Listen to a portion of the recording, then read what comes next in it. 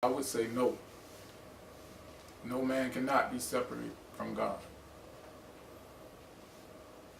According to your background, that may or may not come off good to you, but for me, in my experience, it's so. And I don't think that's something that you can just believe by somebody telling you one way or another. You probably have to examine it for yourself. And I think that examination and the discovery that comes as a result of the examination is the greatest examination and discovery that exists. And that's a great question. Is man or can man be separate from God? Like I say, according to some people's background and what they consider God, some people consider God the creator. Can man be separated from creation or his creator? Or can man be separate, period, from the ultimate principle? And I don't think so. I think man is always the ultimate principle, and man always starts at the ultimate principle and ends at the ultimate principle. He is always God on all levels. How could he not be God is what the question that I would ask and try to see what kind of response I get from that. If a man examines himself closely, I think all he will see that has been there the whole while has been God, and he's just been calling himself some individual.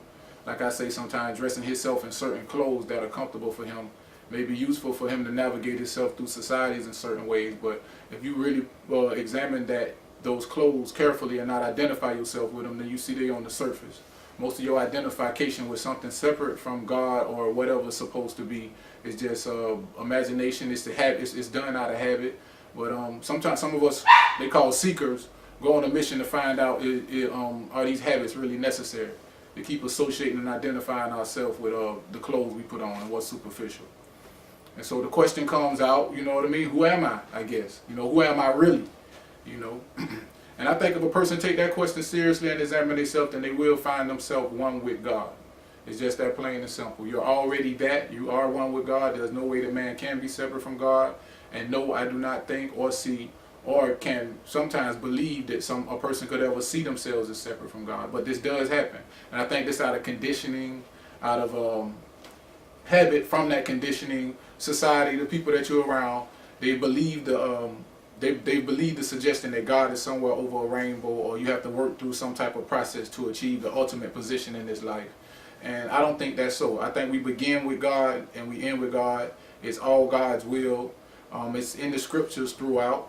Some of us don't. We see it, but we don't take that wholeheartedly. We're always being told that the Creator is the chief in this whole game or this play or this lifetime. That at the end of the day or at the beginning of the day, it's the Creator and His way and His will that's going to manifest and reign supreme.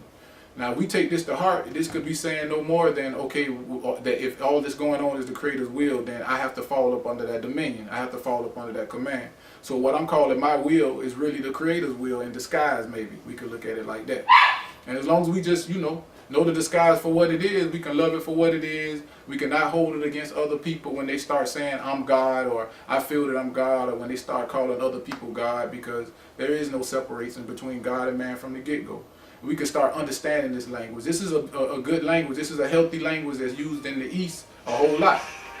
Everywhere you go in the East, there are God people and women, men and women, that are considered gods in their own respects and their own rights. And it's so. Living and true beings that are seen in the highest position. I think we need more of this in our culture, and every culture, I think, benefits from seeing themselves in the highest position and then respecting themselves in that manner. I happen to come from a background where it's not so prevalent that people really see themselves equal to God. Everybody really seems to be stuck in the conditioning that there is a God somewhere else, and we can achieve Him after we commit certain acts or after we pass away and go to some certain place.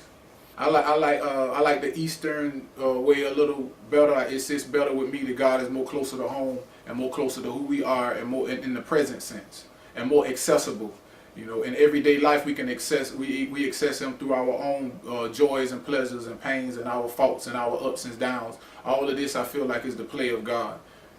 God is the greatest thing in creation. So is man. We can draw a syntax, or we can look at the similarities, and we can go down the line, and it seems that God and man are pretty close to the same thing in my scene.